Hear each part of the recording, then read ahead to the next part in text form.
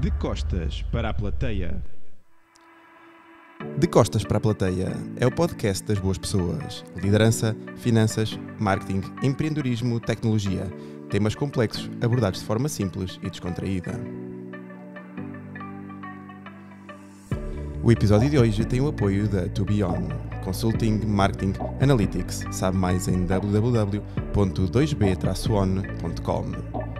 Apoia-nos também a Laserprint, artes gráficas e publicidade. Consultem mais informações em www.laserprint.pt. E nunca é demais lembrar que durante a gravação dos nossos episódios, tanto eu como os meus convidados estamos acompanhados pelos parceiros e amigos da Fábrica Coffee Roasters. A Fábrica Coffee Roasters teve como objetivo desde o início trabalhar diretamente com os produtores e encontrar cafés únicos e que proporcionam experiências marcantes e que ajudem a difundir a cultura dos cafés especiais em Portugal. Hoje estamos a provar um French Press feito com café Clayton Barrosa, laranja, tangerina e floral.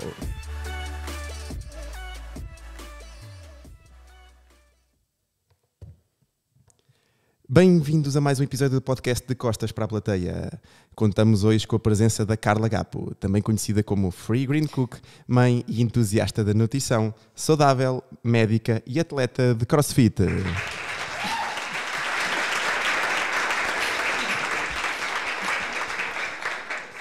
Carla, muito bem-vinda aqui ao nosso podcast. Antes de mais, muito obrigado por nos receberes aqui no teu ninho e por teres sido tão simpática por acolheres aqui o nosso podcast para esta gravação. Muito obrigado. Obrigada eu pelo convite. Eu gostava de começar por te apresentar e onde é que as pessoas te podem encontrar nas redes sociais dos nossos ouvintes. Olha, o único perfil que tenho de rede social é esse que tu disseste, como o Free Green Cook. O free vem de ser sem glúten, gluten free, e Green Cook, muito porque o único produto de origem animal que tenho lá são ovos, ocasionalmente é tudo à base de plantas e fez sentido esse nome. Embora possa parecer um bocadinho pretencioso, não pretende ser. É o único perfil que eu tenho, não tenho perfis pessoais. Já tive, mas não achei que me acrescentassem nada, então... o teu perfil profissional acaba por ser também o teu perfil pessoal, não é? Sim, eu sou médica, sou otorrinolaringologista. Mas tenho uma pós-graduação em nutrição clínica e tenho também formação em medicina funcional e health coaching em medicina funcional. E então aquele perfil insere-se mais nessa vertente de promoção da saúde e prevenção da doença do que propriamente uma coisa especializada no meu campo de sobre-especialização, digamos assim. Então fala-nos agora aqui um bocadinho mais, já estavas aqui a fazer um bocadinho de spoiler, tu não devia ter dado aqui umas luzes. Fala-nos um bocadinho mais do teu percurso. Olha, eu quando era... Vamos começar desde muito atrás. Os meus pais dizem que eu comecei a falar muito cedo e que aos 2 anos, quando me perguntaram o que é que eu queria ser mãe. A sério? Juro. Incrível. A minha mãe diz sempre que quando me perguntaram o que é que eu queria ser mãe.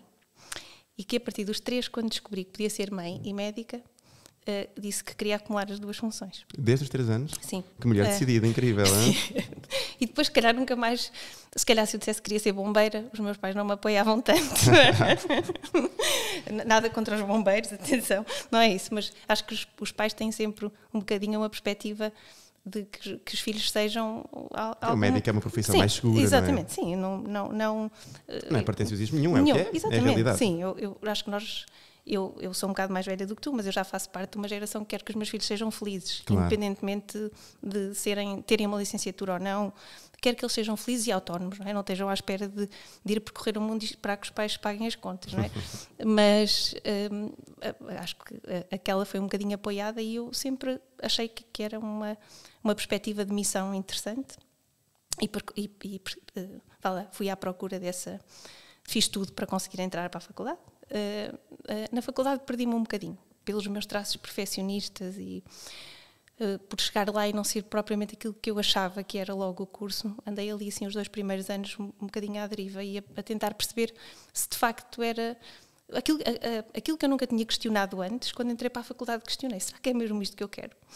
Tantos anos e depois... Exato, cheguei lá. Sim, eu inclusivamente na escola fiz 2 anos, não entrei com 17 anos, se calhar na escola primária fiz a escola primária em 3 anos. entrei, se calhar, com pouca maturidade para a faculdade. Se calhar, achas que um ano fez assim tanta diferença? Eu acho que tinha alguma imaturidade emocional. Não acho que tenha sido isso. Não, é óbvio que não é isso, não é? Mas se calhar tudo junto. Sim, nós cá em Portugal é uma coisa que eu também acho. Nós somos obrigados a escolher demasiado cedo aquilo que queremos para nós, não é? Sim. E se calhar assumi aquilo, se calhar todo o questionar que eu devia ter feito mais cedo não fiz, e quando cheguei lá e me deparei com a faculdade aqui em Coimbra é muito rígida, não estava à espera, pensei que fosse uma coisa mais dinâmica. Também me separei do meu irmão gêmeo pela primeira vez, porque ele foi para a Academia Militar, portanto andei ali assim um bocadinho perdida. Depois aconteceram algumas coisas que me disseram: hello, é mesmo isto que tu queres? Porque independentemente de haver coisas, como tudo na vida, há coisas que nós não gostamos, mas depois temos que ver the big picture e não estar só preocupado com aquilo. E quando depois vieram os anos clínicos e tudo, eu achei que era mesmo aquilo que eu queria fazer. A especialidade, andei assim, queria uma médico-cirúrgica, mas gosto muito da minha especialidade porque vejo dos 0 aos 100, vejo muita pediatria, vejo pessoas de ambos os sexos, portanto gosto muito da minha especialidade. Mas achei que a medicina convencional, como a conhecemos, é muito de tratamento do sintoma e tratamento da doença, resolução do problema. E eu sempre achei, para mim, o paradigma da saúde e o paradigma de ser médico é na promoção da saúde e na prevenção da doença. E por isso é que fui sempre complementando muito, sempre tive muito interesse pela nutrição. Eu, no início da especialidade, fiz a pós-graduação em nutrição clínica e sempre li muito, sempre fiz muita formação informal em nutrição. Eu lembro-me, quando falei do jejum intermitente, há 8 anos atrás ou 9, sim, toda a gente achava que eu era maluca. Eu fazia um jejum modificado e toda a gente achava que eu tinha uma grande pancada. E agora, não estou a dizer que sou visionária, agora quem não faz é que tem uma pancada. Não, mas ainda não é. Sei, mas quando tu começas a ler e as coisas fazem todo o sentido e outras pessoas não estão tão alerta, parece que tu és um bocadinho estranho, não é? O yoga, não é? Quem praticava yoga, eu quando andei na faculdade cheguei a ter contacto com algumas aulas de yoga, era completamente, eram os hippies que faziam yoga, não é? Depois veio... Agora já é trendy. Sim, exatamente, é totó quem não faz, não é? Que é tipo, estás completamente fora. Sim, mas as coisas vão evoluindo, não é? Eu não estou a dizer que sou muito à frente, eu já sabia quando os outros não sabiam, não é isso? Quem leu e se interessou pelo tema acabou por chegar lá de forma sim, natural, exatamente, não é? Exatamente, e depois aquilo que é ainda muito mais à margem, depois acaba por ser mainstream, se fizer sentido. E eu sempre fiz muito na minha prática, sempre tentei apostar muito nessa vertente de promoção da saúde. E a medicina funcional veio colmatar essa questão de ver a pessoa como um todo, não só a vertente física, mas a parte do bem-estar emocional, da parte da espiritualidade, os antecedentes, desde os fatores pré-concepcionais ao que acontece durante a gravidez, na infância, de como os traumas emocionais também têm tradução na saúde física. E a medicina funcional é muito isso, mais do que uma coisa alternativa. Mais do que tentar resolver o problema, tentar resolver a origem do problema. Exatamente, é tentar voltar a dar saúde global à pessoa que temos à frente. E eu acredito na medicina convencional, mas acho que a medicina funcional é complementar da medicina funcional. Deixarmos a sobre-especialização, que é muito importante em algumas patologias, mas conseguirmos ter sair a visão um bocadinho macro para trás e ver a pessoa como um todo. Sim. Agora fale-nos um bocadinho dos teus filhotes e uma pequena apresentação. Já estão grandes, não é? Deixa ver se eu não os envergonho. Não. Olha, para mim a maternidade é um tema muito particular, pelo que eu te disse já, por ter sido uma coisa que eu sempre desejei e porque foi muito difícil eu ser mãe.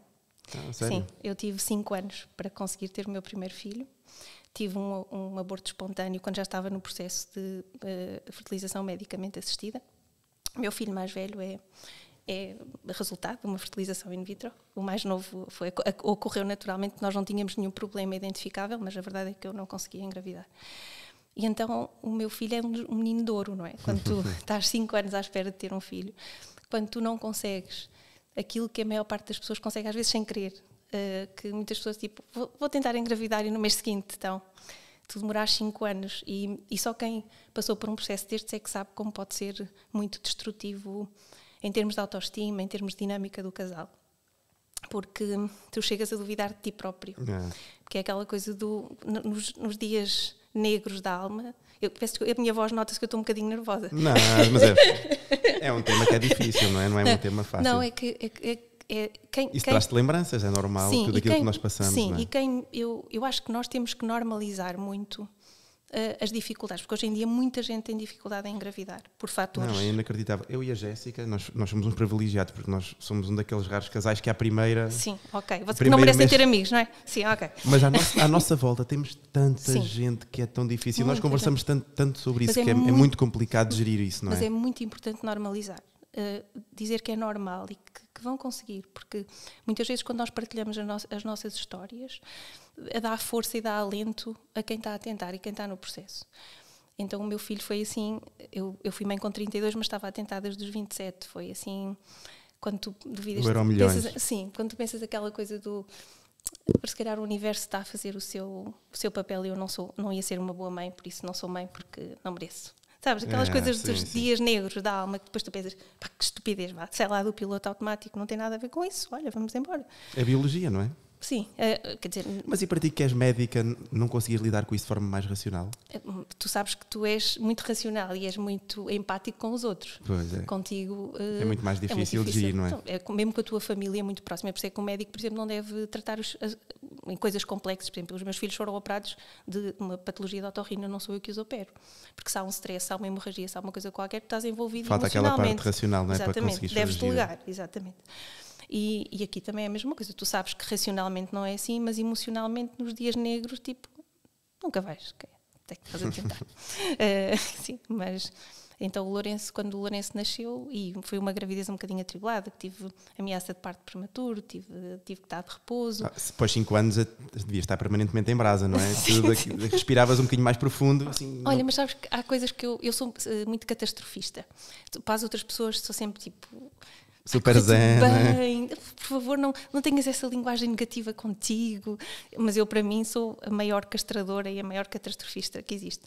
Mas foi uma coisa muito engraçada. Quando eu estava grávida, que tive um descolamento de placenta e tive ameaça de parto prematuro, eu sentia, como em poucas alturas da minha vida, que aquele era meu, ia chegar ao fim, independentemente do que acontecesse, íamos chegar ao fim porque ele era meu e eu merecia e era a minha vez.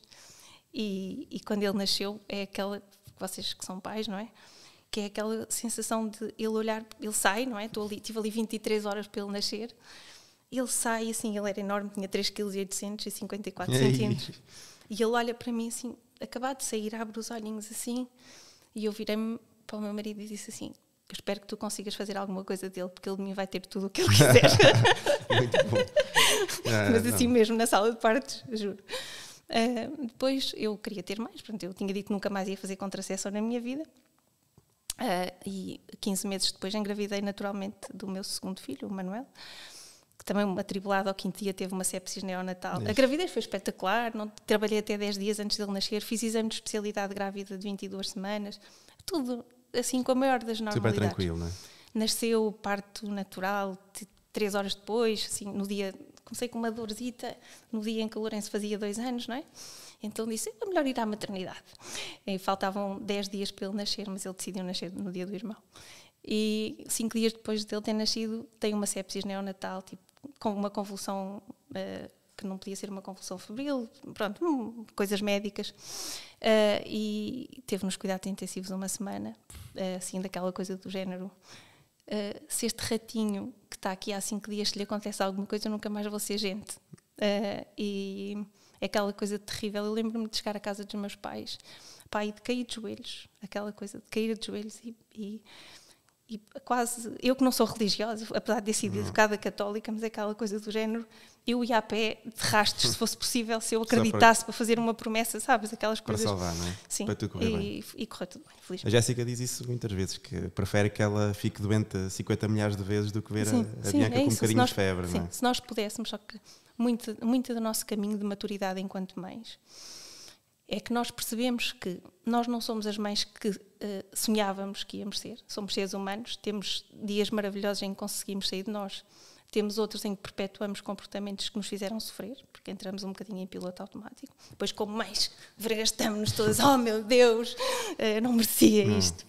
Mas temos esta coisa de compreender que nem nós somos as mães, que muitas vezes zen, que desejávamos ser, tipo, nunca elevar a voz, nunca dizer coisas... Sempre de forma positiva, não é? Sim, nunca... tipo, dar-lhe tempo, e não é verdade, o stress da vida não permite, e não temos que nos martirizar por isso de maneira nenhuma, acho que amadurecer enquanto mãe é isso, e quando erramos pedimos desculpa, eu muitas vezes digo, filhos, exagerei, desculpem, estou cansada, saí de mim, desculpem.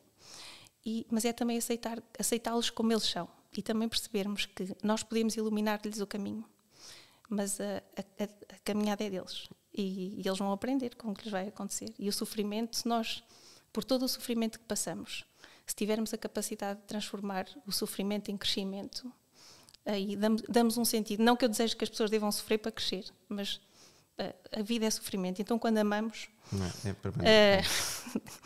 e quanto mais amamos, seja amigos, seja família, mais sofremos, porque sofremos com as dores dos outros, mas lá está. Faz parte do processo, não é? Fazemos o caminho com eles, mas as dores são eles que as têm que ter. Como é que eram as tuas expectativas antes de ser mãe? Já falámos um bocadinho também sobre elas, não é? Foi um sonho muito antigo. Mas como é que achavas que ia mudar a tua vida? Olha, eu amava muito, eu tenho um irmão gêmeo e ele foi pai mais novo do que eu. Ele tinha 26 anos quando foi pai, portanto eu já tenho uma sobrinha com 21. E quando ela nasceu, eu amava-a tanto, amava aquela minha sobrinha tanto, que eu achava que era impossível amar um filho mais, porque eu já a amava tanto. E tenho uma irmã também 7 anos mais nova, que eu sou irmã dela. Já tenho um bocadinho aquela coisa de parentalidade e eu achava que já sabia o que era ser mãe, mas quando tu tens os teus filhos à tua frente, tudo muda, não é? Tudo. Eu às vezes tenho alguma cautela, porque há muitas mulheres que queriam ser mães e não conseguem, e eu lembro-me de estar no processo, de tentar, e de ouvir pessoas dizerem que a maternidade nos alterava, que a maternidade fazia-nos crescer, fazia-nos sair de nós, que nos fazia sentir mulheres como nunca antes. E eu às vezes tenho algum cuidado em dizer isto, porque não quero magoar quem eu sei que gostava de ter e não consegue. E gostava de alertar quem possa ouvir isto, que é não perguntar às pessoas porque é que não têm, o que é que estão à espera. Ou se querem vir a ser pais. Sim, isso foi uma das coisas que mais mudou, foi inacreditável. Acho que uma das coisas que mais mudou ao nós sermos pai é precisamente a forma como olhamos para os outros. Eu, desde que fui pai, e a Jéssica tenho a certeza também, nunca mais perguntei a ninguém se queria ser pai ou se queria ser mãe ou porque ou é que não ia. Ou quando é que veio o segundo, eu então fico altamente irritado com essa história do segundo. É uma coisa. Agora vai o menino. É uma decisão altamente pessoal, não é? E lá está, podemos estar numa luta onde estamos a tentar. Sim, me punha a mão na barriga. Diziam-me, mas estão à espera de quê? Porque nós já estávamos casados há quase 7 anos quando o Lourenço nasceu. Estão à espera de quê? Só viajam? O quê? Já não estão a ficar novos? Tipo, mas alguém tem alguma coisa a ver com isso e alguém sabe o que é que nós estamos a passar. Por isso eu às vezes tenho alguma relutância em dizer que a maternidade nos modifica, mas modifica. Porque assim, se não tivesse filhos, um dia dava-me na veneta, despedia-me do hospital e ia de mochila dar a volta ao mundo. Quando tu tens filhos que são dependentes as responsabilidades são outras, não é? Claro, tens que, não é que não tenhas que viver os teus sonhos e manter os teus projetos, mas tens pessoas que decidiste trazer ao mundo que são da tua responsabilidade. Eu lembro-me quando estava na maternidade com o Lourenço, olhar para ele e que nos iam dar alta e pensar assim, eu agora vou para casa e eu é que tenho que tomar conta dele sozinho, será que eu vou ser capaz?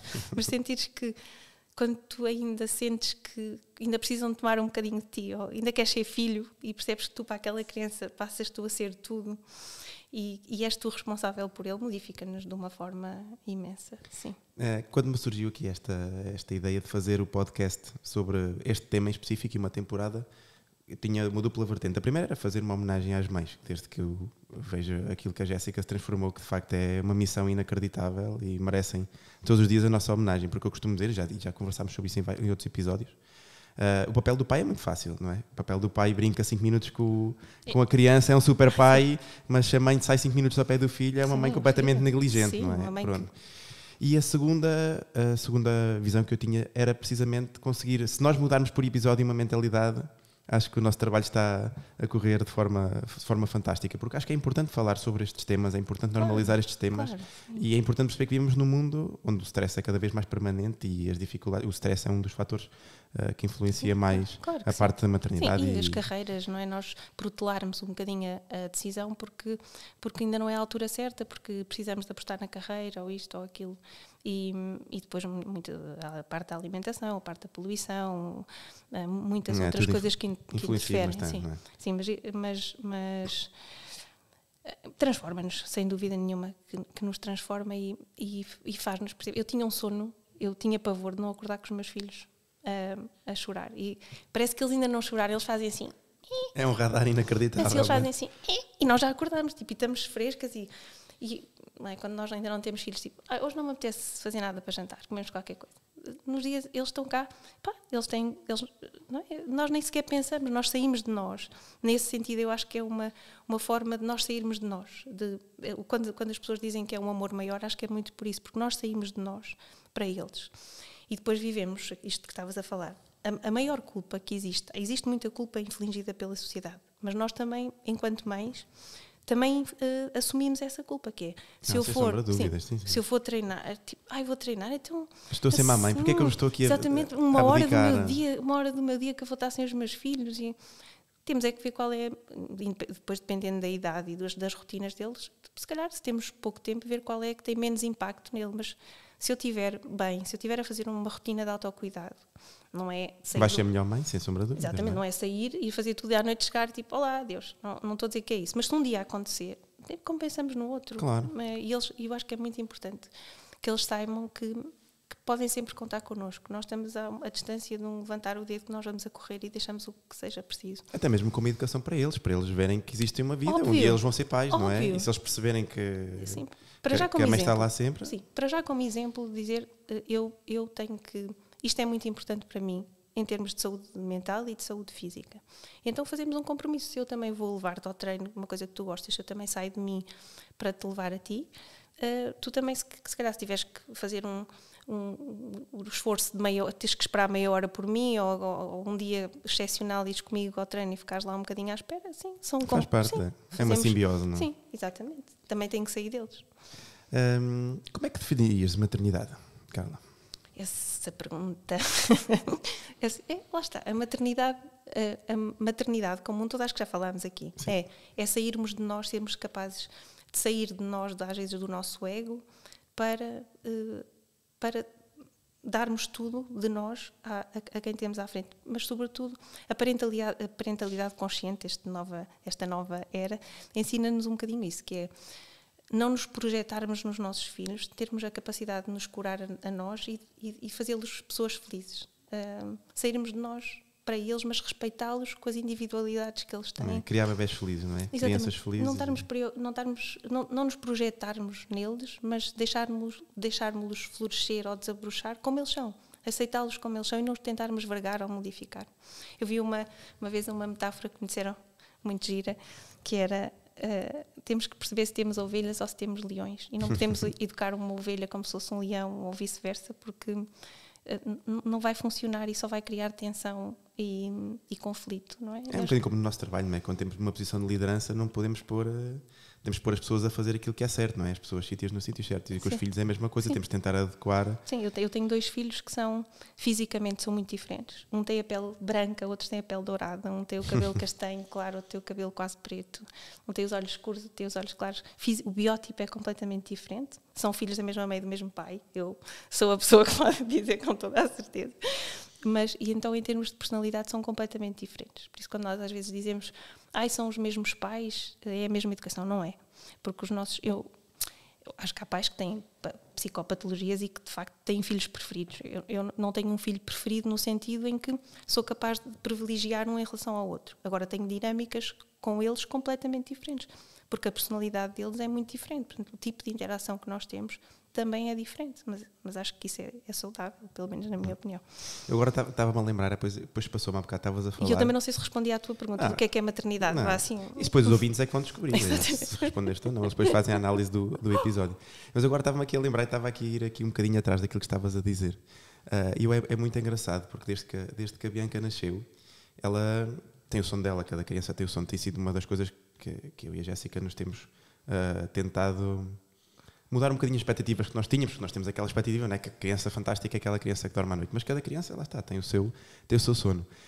Mas como ela acorda muitas vezes de noite, quando ela passa daquelas horas de acordar, eu próprio acordo a perguntar, será que ela está viva? Tudo bem, será que tudo bem? Vou lá ao quarto, mas depois penso assim, epá, João, estás a ser um egoísta monstruoso, e se ela estiver a dormir, és tu que a vais acordar, mas é complicado lidar com essas expectativas e com essa mudança de realidade. Sim, parece um bocado esotérico, mas eu tenho uma amiga que definiu uma coisa que eu concordo, que é os nossos filhos não nascem uma tela em branco. E eu acho muito engraçado que eu tenho um amigo anestesista que quando eu chegava ao bloco cansada, porque os meus filhos dormiam muito mal quando eram pequeninos, ele vinha do alto da sua parentalidade superior, que era o nosso dorme a noite toda porque nós não lhe transmitimos nenhuma insegurança, nem nenhuma ansiedade, ele dorme a noite inteira. E que é assim, o teu não dorme, tu já estás exausto e ainda tens outra pessoa a julgar-te. E ainda te vais massacrar mais a perguntar, mas o que é que eu estou a fazer mal? O que é que eu estou a fazer errado? A culpa é minha, sou eu que não estou a dar as condições. Culpa, mulher mediterrânea portuguesa, culpa. Então eles tiveram o segundo filho. E o segundo filho acordava de hora a hora. Ele chegava cheio de anos. E eu disse, olha, juro que não foi mal olhado. Pá, mas bem feita. Então, eu tinha estas soluções todas. Este enganou-me bem. Se o primeiro tivesse sido assim, não íamos ao segundo. Sim, mas é assim, não há fórmulas. Pode haver... Sim, o primeiro pode ser diferente do segundo, podem ser os dois iguais. Têm cólicas, têm 1001 desafios, têm... Não sei, muita coisa que provavelmente nós ainda não sabemos e que viremos a saber, não sei, alguma coisa se passará ali também emocionalmente, não sei, que justifique. Mas a culpa não quer... Se nós somos pais, eu acho que a culpa... Também tive uma doente uma vez que me disse isto que eu achei muito giro, que é, nós só devemos sentir culpa se fizermos mal ao outro de propósito. Se nós tivermos uma ação propositada de magoar ou de fazer mal a alguém, devemos sentir culpa ou remorso de ter feito isso. Agora, tudo o que nós fizemos... de coração, não é? Sim, que achámos que era a melhor opção, tanta coisa que eu achei que era a melhor opção e que depois percebo que não é. Não me posso martirizar por isso porque foi aquilo que eu achei que na altura era o mais certo. Sim, nós soubéssemos as implicâncias das nossas ações no futuro, não é? Éramos pessoas perfeitas, ninguém morria, porque não íamos entrar no carro naquele dia em que podíamos ter um acidente, portanto é muito difícil. Não adianta martirizar-nos com... Não, é só destrutivo. Uma forma que encontramos para continuar com este podcast foi pedindo apoio aos nossos ouvintes, que agora podem tornar-se maestros do nosso podcast. Se achas que de alguma forma foste inspirado positivamente, sente-te à vontade para enviares a quantia que julgues adequada para o número 939-508-934, através do MBWay, e com isso viver cada vez mais connosco, de costas para a plateia.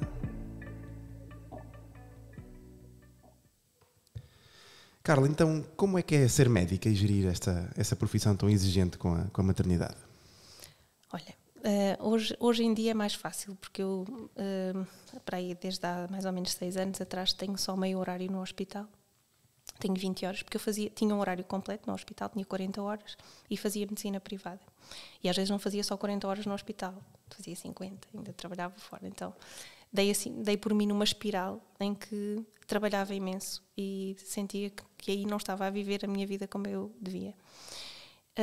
Desde que eu tenho a redução de horário, consigo gerir os meus horários de uma forma completamente diferente. Mas não é fácil. Eu tenho uma sorte imensa. Tenho pais ainda muito jovens. Têm 69 anos, meu pai e minha mãe, e são pessoas muito válidas e ajudam muito. Diz uma rede de apoio importante. Importantíssima. Os meus sogros também são um bocadinho mais velhos, mas ajudam-nos muito na hora de ir buscar. Levar à escola levamos nós sempre, mas muitas vezes ir buscar e levar à atividade seguinte. Temos a ajuda dos avós, que me permite gerir os horários de uma forma muito mais livre, não é? Sim, eu posso estar a fazer consulta até 6h30, 7 horas, porque depois vou recolher, eles andam os dois no REM da Associação Académica, saem às 8 e eu consigo recolher e chegamos a casa todos à hora de jantar. Mas quando tinha horário completo, quando trabalhava às vezes 60 horas por semana, era muito difícil. E aí não estava, de facto, a ser a mãe que eu queria ser, uma mãe presente. E consumia-me muito não ter tempo para mim. Porque quando eles eram pequeninos, de facto, quando eles são pequeninos, eles exigem muito fisicamente de nós. Então, nessa altura, por exemplo, era impossível com essa carga horária. E com eles pequeninos era impossível fazer exercício nessa altura, então aí é que eu não os via. E como é que lidavas com essa frustração de não conseguires ser plena na parte da maternidade? Eu senti que nessa altura terei estado ali um burnout não diagnosticado. Eu acho que andava um bocadinho em piloto. Também é um termo muito recente, não é? Sim, andava ali era cansado, nessa altura era cansaço, não é?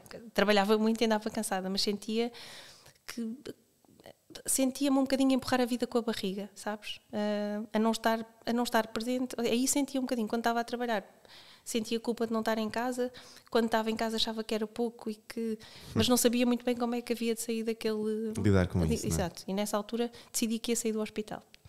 Mas o meu diretor negociou comigo, não queria que eu saísse, foi super querido, e deu-me aquilo que eu pedia, que era tipo meio horário. E eu, meio horário não dá, ou meio horário ou nada. Tive muita sorte. Estão as cartas na mesa. Tive muita sorte, porque eu nessa altura, como já tinha decidido sair, não tinha nada a perder. Não é?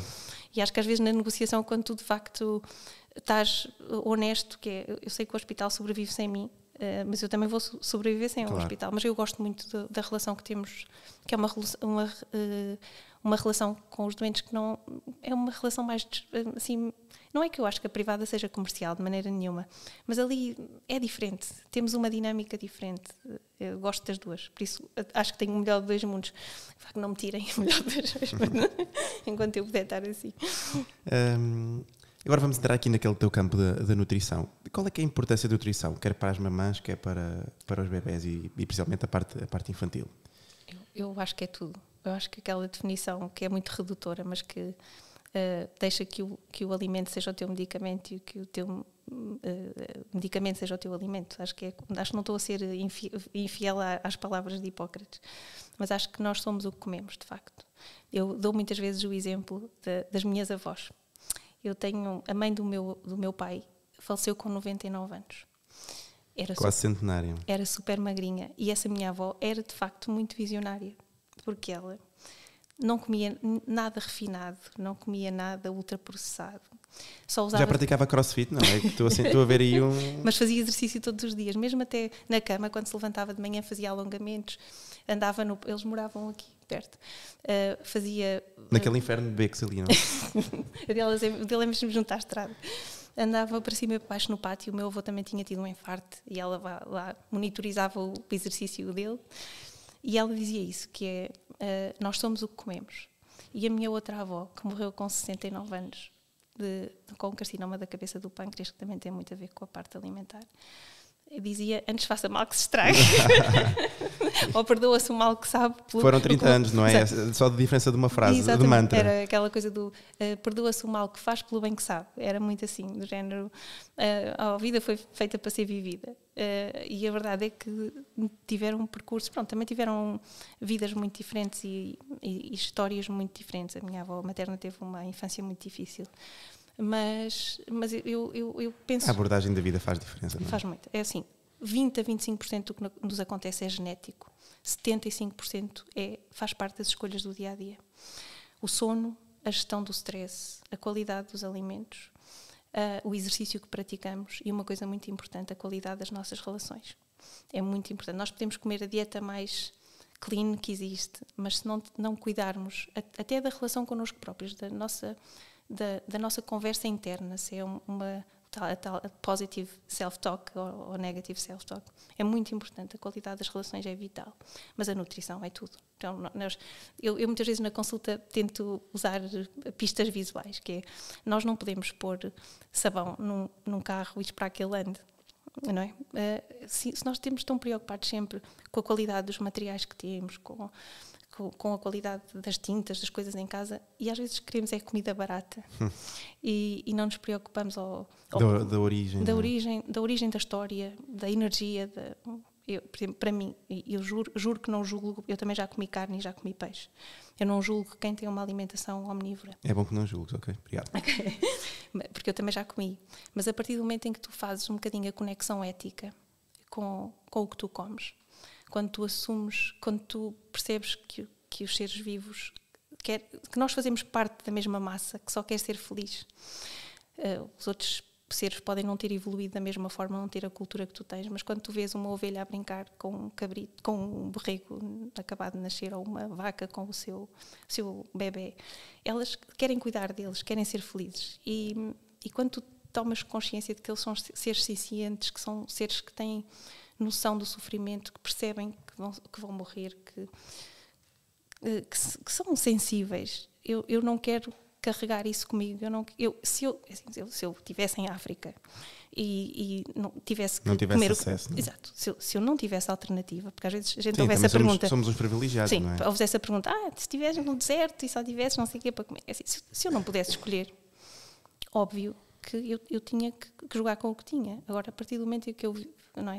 São dilemas de primeiro mundo, não é? Se eu sei que posso ter ser saudável e não preciso de comer animais, eu prefiro isso. E aceito, embora às vezes seja um bocadinho radical com as pessoas que me são próximas. Normalmente não tenho um discurso radical. Cá em casa toda a gente também não come nem carne nem peixe. Dizem as más línguas que o João Simões cada vez come mais vegetariano graças a ti. Sim. Mas um dia desse ele estava-se a queixar, a dizer: fogo, desde que conheci a Carla, não sei porquê, cada vez como menos carne. Mas estava a dizer isto de forma negativa. Podes apontar para depois fazeres uma intervenção com ele. E agora fala-nos um bocadinho então, estávamos aqui na parte da nutrição, fala-nos um bocadinho do teu projeto do Free Green Cook. Olha, há uns tempos eu fui convidada para uma live, não sei se conheces o Tito Benjamin, não sabes? Não sei se conheces. Pronto, ele também é de desporto, era coach. Sim, sei quem é. Sim. Ele foi meu treinador antes de eu fazer CrossFit. Eu cheguei a ter PT com ele porque eu tinha um problema no ombro, uma calcificação no ombro, e ele ajudou-me. E eu dizia-lhe que eu cada vez tenho menos, mas sempre tive aquele síndrome do impostor. Eu não sei se estás familiarizado, que é aquela coisa do... Eu nunca vou partilhar as minhas receitas. Eu cozinho desde os 8 anos, porque a minha avó materna morava connosco, ela cozinhava muito bem. A minha mãe sempre odiou cozinhar e a minha avó pegou em mim cedo. Eu cozinho desde essa idade. E eu sempre partilhei receitas com toda a gente. Acho que é um bocadinho aquele tempo na tarefa, não é? Se eu cozinho há quase 40 anos, não é fácil que as coisas para mim saiam com facilidade. E precisamente no The Ranch, organizado pelo CrossFit Mondego em 2019, à mesa estávamos a conversar sobre as minhas opções, a questão de porque é que era sem glúten, porque aí é por uma questão de sensibilidade da nossa família. Nós somos celíacos, por isso eu posso ter contacto com quantidades mínimas ou ocasionalmente se eu quiser, mas não me faz bem. E a partilhar um bocadinho a razão porque é que era uma alimentação baseada em plantas, não só a parte da compaixão, mas a questão de, por exemplo, a dieta mediterrânica ser maioritariamente baseada em plantas, não é? A quantidade de carne vermelha é residual, tem um bocadinho mais de peixe, mas é sobretudo leguminosas, frutos, hortícolas, frutos secos e as gorduras como o azeite, que são as dietas que têm sido eleitas como as dietas mais saudáveis do mundo, não é? Então, se uma dieta baseada em plantas é mais saudável e se alinha mais com os meus valores, pronto, e começámos a falar. E eu comecei a dizer como é que fazia para ter, até muito em relação à dieta de CrossFit, não é? Como é que eu fazia as receitas, como é que eu fazia as porções e tal. Tens que criar um perfil para partilhar as receitas. E eu não sou chefe, eu não tenho formação formal em cozinha, quer dizer, não. Agape, falar, não sei o quê, faz lá isso, ajudas-nos e tal. E um bocadinho incentivada por eles comecei a partilhar as receitas no final de 2019. E eu ao princípio não aparecia, tipo até há 2 anos atrás apareciam as mãos. E eu lembro-me de uma vez um colega dizer assim, eu não sei se és tu, aparecem lá umas mãos e comida. E então eu fiz um vídeo, até fiz assim um ar um bocadinho naughty, a olhar para ele, que era, disse, sou eu. E depois fui perdendo um bocadinho aquela questão do... Isso que tu disseste há bocadinho é o que eu sinto. Se eu conseguir, eu sei que há várias pessoas, porque me vêm dizer, que experimentam refeições vegetarianas, embora eu normalmente não diga que sou vegetariana, porque acho que isso depois... É redutor, sim, não? E acho que isso não me define. Eu sou muitas coisas, não sou vegetariana, eu não como carne nem peixe, pronto. Mas se um dia, e a alimentação baseada em plantas define um bocadinho isso, que é quase 100% plantas, mas admite que ocasionalmente tu possas consumir alguma coisa de origem animal. Se alguma vez um dia comer, não quero dizer, tu disseste que eras vegetariana e afinal estás aqui. Não, é assim, para mim não faz sentido, mas se um dia, uma vez aconteceu, que foi em 2019, nós fizemos uma das nossas viagens de sonho, que fomos ao Japão, e eu comi um bocadinho de peixe, porque os meus filhos me pediram muito... Sim, se fosse ao Japão aqui e não comesses lá peixe, tinhas de trazer um silício assim, no último furo. Exato, aquela coisa, juro-te que me gostou porque deixou de fazer sentido, mas pronto, está bem, e pelos miúdos... Uma experiência cultural, sim. Não é? Exato, eu experimento tudo, mas agora essa parte custa-me, então, mas sobretudo carne, não consigo, e não faz sentido para mim. Mas então comecei a partilhar, e aquilo que disseste há bocadinho, que é, se tu começas a inspirar algumas pessoas a fazerem algumas receitas, e mostrar que é fácil, que é ao contrário do que se pensa, que é mais caro, não é, ou que é muito complexo, não é, porque eu tento simplificar ao máximo.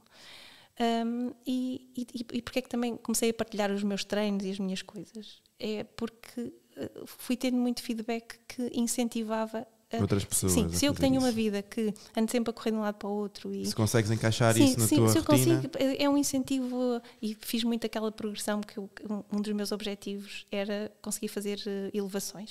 Que eu quando comecei na boxe, eu já contei esta história não sei quantas vezes para esses velhinhos, não é? Que é, eu treinava... Ainda bem que não cobras para contar, se não era um problema. Treinava nos ginásios e corria 30 km por semana. Eu vou voltar um bocadinho atrás. Há 30 anos atrás eu seria a pessoa mais improvável para estar aqui a dizer que fazia exercício, porque eu era completamente sedentária, só estudava. Depois entrei para a faculdade, fazia assim exercício de uma forma muito errática.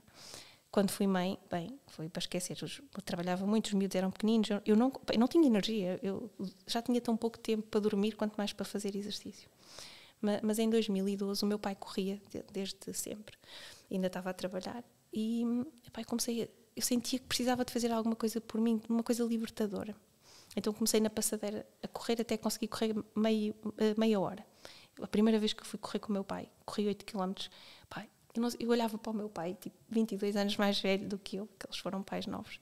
Meu pai na meia hora a correr, e eu tipo quase a ter um infarto. Aquela sensação, sabes, quando tu vais a correr que dói tudo, e o meu pai para trás e para a frente ao meu lado, sabes? Eu, fogo, estou muito descondicionada. E então depois tive o problema no ombro e comecei a fazer exercício para fortalecer também os músculos, porque a corrida não era suficiente. Mas ia um bocadinho naquela, até gostava das aulas de grupo e tal, mas pronto, fui fazendo. Ainda não era aquilo, não é? Em 2018, a minha cunhada, a Luísa Mesquita, que também é treinadora lá da boxe, é a irmã da minha cunhada. Nós até dizemos que somos cunhadas porque as pessoas às vezes não percebem a ligação e nós já deixámos de explicar aquela coisa. Sim, é quase como se fosse. E a Luísa Mesquita já treinava lá na boxe, nessa altura não era coach, era só atleta, e elas as duas eram atletas de alta competição do remo, portanto têm um passado atlético que eu não tinha. E a minha cunhada começou lá, e num mês, uma transformação corporal imensa. Tinha um passado muito diferente do meu. E eu, um dia destes, vou lá fazer um treino convosco. Então, lá vou eu, ao CrossFit Mondego, fazer uma aula de bootcamp. E então, também parecia a história de correr com o meu pai, que via pessoas muito mais velhas do que eu e aparentemente em pior condição física a fazerem aquilo... Uma perna às costas, uma perna às costas. E eu passei o treino todo, o João Simões farta-se de gozar comigo, a dizer que eu devia fazer transferências de todas as mensalidades antes para eles. Não é? Porque eu assim... Para mim aquilo era impossível, era impensável fazer kettlebell swings, eu não tinha força para me erguer da barra, sabes? Qual fazer elevações? E eu passei o tempo todo assim, já aqui alguém desmaiou. Mas vomitar, já vomitei. Olha, eu, infelizmente já lá fui umas quantas vezes. Pois, eu por acaso consigo dosear um bocadinho, mas do género, eu achava que treinava, eu passei o tempo todo, mas aquela incrédula, do género, eu achava que treinava, eu fazia bootcamp lá no ginásio. No final do aquecimento, não é? Já estavas a pensar em ir embora. Tipo, eles são loucos, isso é aquela coisa do, isto para mim é impossível, mas há aqui pessoas a fazer. Então... inscrevi-me logo. Durante 6 meses fiz bootcamp e olhava para os gajos do CrossFit assim, é tudo gente doida, tiram a barra assim, tudo gente doida, sabes? Depois entram com no e mandam a barra para o chão. Sim. Isso acertam nas canelas. Sim, tipo, é gente doida, tipo, eu nunca vou fazer aquilo, nunca, jamais. 6 meses depois estava a fazer CrossFit. Sou uma pessoa muito consistente, como tu podes ver. Vários cuspos na testa. Exato. Sim, eu digo, mas eu digo sempre, eu achava que aquilo era para doidos. Um bocadinho também pela imagem que passa. Se tu não estás lá dentro, achas que é andar a rodar pneus e tu achas que aquilo... Embora eu acho que tu tenhas de ter uma personalidade específica para gostares do CrossFit. Tens que ser um bocadinho obstinado, tens de gostar de ter objetivos e ter aquela capacidade de às vezes fazer tarefas que não gostas para chegares ao patamar que tu queres. Acho que... Mas também não podem todas as pessoas gostar, porque só cabem lá exato, 40 pessoas por hora, portanto sim, não posso toda a gente gostar ser um problema, não é? Exato. Que não é uma o CrossFit não é uma versão comercial de ter 3.000 inscritos como um ginásio, não é? Sim, eu às vezes gosto tanto da modalidade que falo assim com um brilho nos olhos, mas eu todos os dias na consulta, o meu conselho sempre é, eu gosto de CrossFit, mas as pessoas devem fazer aquilo que lhes dá prazer, claro, mexam-se. Hoje em dia o conceito é movimento. Dancem, façam o pino, façam caminhadas, nadem. E se me mandassem nadar numa piscina, eu tenho horror a piscinas, adoro o mar, mas piscinas não gosto. Aquela sensação de estar ali fechado com... Vejo mais urina naquela piscina do que na água, do que água, estás a ver? Faz-me assim... Isso é um mito urbano. Depois no final deste podcast falamos que alguém vai dar aí um martelo aí nas costas. Mas é a minha... É a tua visão, sim, claro. Eu acho que aquela questão do... Se tu tiveres uma coisa que gostas e que se alinhe contigo, tu não vais arranjar desculpas, porque aquilo é o teu momento. Claro. Estás em flow, sais de ti, o teu objetivo é cumprir, é fazeres aquilo. Então, é para limpar a cabeça, não é? Sim, eu quantas vezes vou treinar pela cabeça e não pelo corpo. Mas depois também acho que nós temos que ter a maturidade suficiente, e eu acho que também já cresci um bocadinho nestes últimos anos, que foi, às vezes estás tão obstinado que não ouves o teu corpo. Não é? O teu corpo está-te a dizer para, e tu, não, eu vou, porque eu quero atingir o meu objetivo. E às vezes o descanso, não é? Honrares o teu corpo. Mas é isso, isto para terminar aquilo que eu disse, eu comecei também no meu perfil a partilhar os treinos e os objetivos por perceber que podia ser um incentivo para alguém. E nem que seja uma pessoa. Eu não partilho os meus treinos do género, olhem para mim, sou Ganda mesmo máquina. boa a fazer isto. Quer dizer, 50 elevações por segundo. Não, sim, estás mesmo a ver. Não tem a ver com isso, tem a ver com, independentemente de onde tu vens ou do teu passado, a tua vida é a tua narrativa, que tu é que és o autor. Tu podes modificá-la em qualquer altura. E não é, eu nunca fiz elevações, nunca vou fazer. Vamos lá, bora lá. Se eu tiver se me magoar, abrando, depois volto a fazer. Eu sou daquelas gerações que só quando eu estava já à frente na escola é que começou a haver professores licenciados em desporto. O meu primeiro professor de Educação Física era um professor de História que era professor de Karatê e também dava aulas de Educação Física, que é corram atrás do pavilhão, vão lá jogar basquete. E eu nunca tinha feito o pino na minha vida, não é? Eu comecei a fazer o pino com 45 anos. E isso para mim é aquela coisa de tarefas que eu nunca tinha feito e que se calhar começava a achar que, pronto, passou-me uma grande carreira de atleta ao lado, não é? Tu ali sentes um bocadinho a energia, e penso que a modalidade do CrossFit, eu acho que a nossa boxe também é muito especial, depois tu defendes a tua, mas é muito especial porque te faz-te sentir que tu és capaz, desde que dediques tempo e desde que tu faças as progressões, tu chegas lá. Dão-te uma autoconfiança, e a modalidade também é muito assim. E a consistência, não é? A consistência é fundamental. Sim, exatamente. E ter prazer. Não fazer exercício para castigar o corpo, mas para... aproveitar o momento. Sim, e agradecer ao corpo o que ele faz por nós e embarcar em algumas maluquices de vez em quando. E agora esta tríade, maternidade, nutrição e desporto.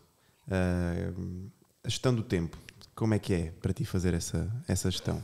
Olha, na pandemia foi muito fácil, não é? Porque nós, como não tínhamos vida social, eu filmava muitas receitas durante o fim de semana ou assim ao final do dia e depois ia partilhando. Agora as minhas partilhas diminuíram bastante porque já começamos a sair, já começamos a ter jantar, já começamos a conviver e a ter outras mesmo em termos de horas de trabalho, não é? Porque houve uma altura em que as coisas abrandaram um bocadinho e as minhas partilhas também diminuíram. Mas acho que é um bocadinho ter autocompaixão e abraçar-nos a nós próprios como abraçamos os outros. Uma semana consigo partilhar mais receitas, outras não consigo, mas lá está. Vai andando. Exatamente, vou gerindo, sem me praticando essa coisa de não me culpabilizar quando às vezes não consigo atingir tudo aquilo que queria. Nós aqui na nossa temporada temos o momento cuspe na testa, que é um momento em que fizeste algo que tinhas dito que nunca ias fazer antes de ser mãe. Tens algum momento desses que gostasses de partilhar connosco? Eu tenho incontáveis, os dedos das mãos, não chegam. Podes escolher 2. Ou um só. Olha, eu começava por fazer assim um enquadramento, pode ser? Claro, obviamente. Eu às vezes tenho pena de não ter amadurecido mais cedo, no sentido de poder conhecer-me melhor a mim, ou curar-me melhor a mim, para perceber que às vezes podia ser mais tolerante em relação a algumas coisas dos meus filhos, porque tu tens muitas coisas na tua vida que te magoaram e que depois tu, quando estás em fazemos a transferência, sim, não é? Eu dei por mim, e uma das coisas que posso já listar, que é a falar para os meus filhos como às vezes os meus pais falavam para mim, que eu sabia que me magoava, mas sai naquela altura do género, dizer algumas coisas que tu, quando estão a sair da boca, tu já te estás a arrepender.